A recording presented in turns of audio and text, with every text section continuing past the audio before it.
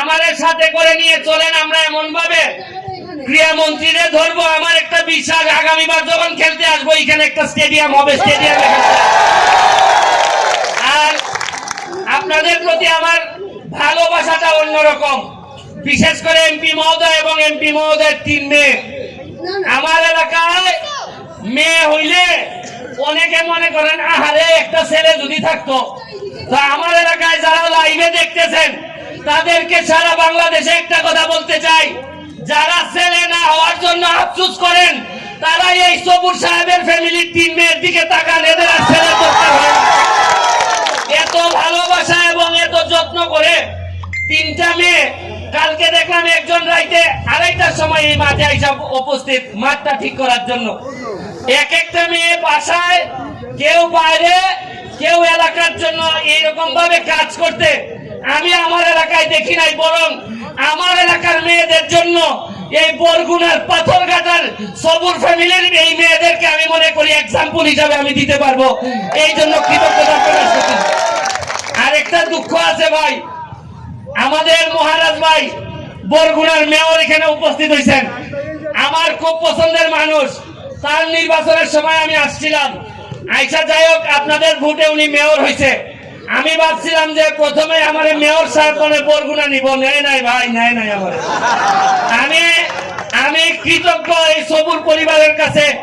বরিশালে আমার খেলার শখ ছিল যে বরিশালে যাব একদিন, কিন্তু আসলে বরগুনা যে আমার এই স্বপ্ন পূরণ করবে এই জন্য বিশেষ করে আবারও সবুর পরিবারের প্রতি আমার কৃতজ্ঞতা রইল।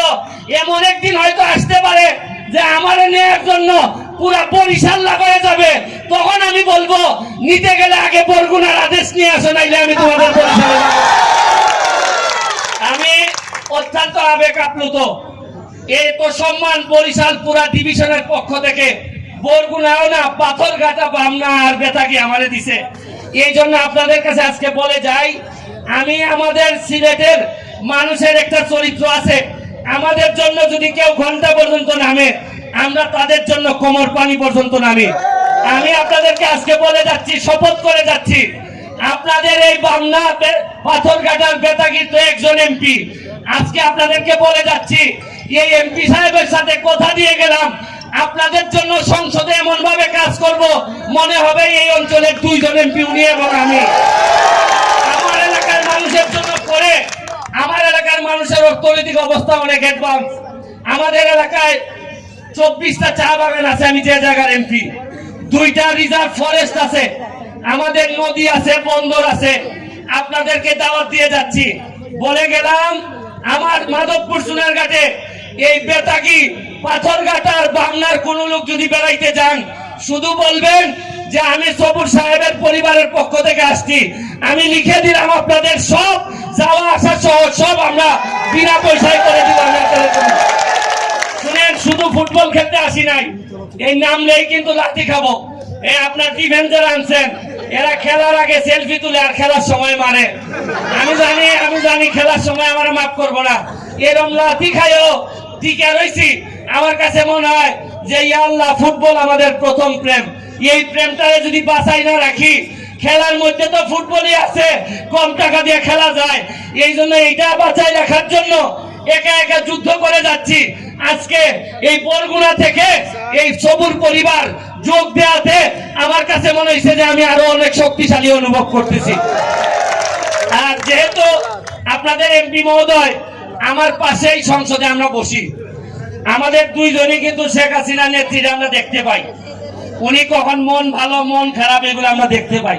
তা আমার চাচিরে আমি নিয়ে চিন্তা করছি, এইবার উনার সাথে কথা হয়েছে, ওই আমার মা যেভাবে পান খাইলে মনটা নরম থাকে, আমরা দুইজন খুঁজা বার করবো কোন সময় শেখ হাসিনার মনটা নরম থাকে। আমরা দুইজন গিয়া যে টাইমটাতে নরম থাকে এই টাইমটাতে চেষ্টা করে ওনার সাথে কথা বইলা আমি দুইটা কথা বলছি, একটা হচ্ছে মাঠ আর হচ্ছে গিয়ে বরগুনার এই আসনের জন্য একটা মেগা প্রজেক্ট আপনাদের এখানে চাইলে একটা পর্যটন নগরী বানানো যায়, এটা বানানোর জন্য আমি আবারও খেলা শেষে আপনাদের ইয়াংদের উদ্দেশ্যে আমি আমার জীবন সংগ্রাম নিয়ে কথা বলবো। অনেকে বলতেন আরে ও তো ফেসবুকে লাইভ করে ও কি নেতা হইব, অনেকে বলতেন ও তো ফুটবল খেলে ও কেমনে নেতা হইব। এইসব বলতে বলতে আমি কারো কথা শুনি নাই। আমি এইসব শুনতে শুনতে এমনই হয়েছে বাংলাদেশের মধ্যে সবচেয়ে বেশি ব্যবধানে আমি আমার প্রার্থীরে ফেল করাই দিয়ে এমপি হয়ে গেছি, 1 লাখ ভোট বেশি পাইছি। তো যারা মনে করেন যে ফুটবল খেললে এই করলে সেই করলে হবে না, তাদের উদ্দেশ্যে একটা কথা বলি, মনে রাখবেন ঘাম কখনো প্রতারণা করে না। ঘাম যদি ফেলেন কোনো না কোনো এক সময় আপনি সম্মানিত হবেন। আর আরেকটা কথা মনে রাখেন, যারা পানি দিয়ে গোসল করে তারা জামা বদলায়, আর যারা ঘাম দিয়ে গোসল করে তারা দেশের ইতিহাস বদলায়। যদি ঘাম দিয়ে প্রস্তুত থাকেন তাহলে ইতিহাস বদলাইতে পারবো।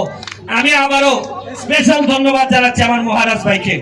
মনে হয় আগামী কয়েক মাসের মধ্যে নিয়ে যাবো আমার বরগুনা।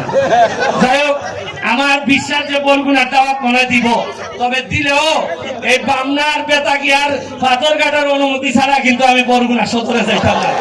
আমি যাইতাম না, কারণ এরা উপজেলা হইলো ভাই দেখাই দিছে ভাই, এরা কিন্তু এই পরিবার কিন্তু ডায়মন্ড সিনে কখন কাজে আনতে হয় কিভাবে উন্নয়ন করতে হয় দেখাই দিছে ভাই। কিন্তু আমি আবারও ধন্যবাদ জানিয়ে বেতাগির মেয়র সাহেব এখানে আছেন, এসপি সাহেব, আমাদের ডিসি সাহেব, ওনারা এখানে উপস্থিত হয়েছেন, অত্যন্ত কৃতজ্ঞ, আমাদেরকে সম্মানিত করেছেন।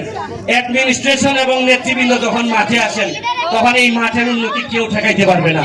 আমি আবারও আপনাদেরকে ধন্যবাদ জানিয়ে আমার এলাকা হবিগঞ্জ মাধবপুর চুনারঘাটে দাওয়াত দিয়ে আজকের মতো বিদায় নিচ্ছি।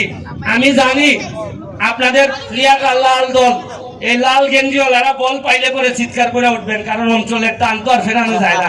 তবে আমার একটা বিশ্বাস, যেহেতু আমরা অতিথি অনেক দূর থেকে আইছি, আমি জানি সাগর পাড়ের মানুষরা অতিথি পরায়ণ হয়। আমার একটা বিশ্বাস 50% মানুষও যদি আমাদেরকে সাপোর্ট করেন তাইলে কিন্তু লাল গেঞ্জিরে ভালো করে দেখা দিব আজকে যা আছে বলে। আমি আবারও আপনাদেরকে শুভেচ্ছা অভিনন্দন জানিয়ে আজকের মতো বিদায় নিচ্ছি। ভালো থাকবেন। জয় বাংলা, জয় বঙ্গবন্ধু।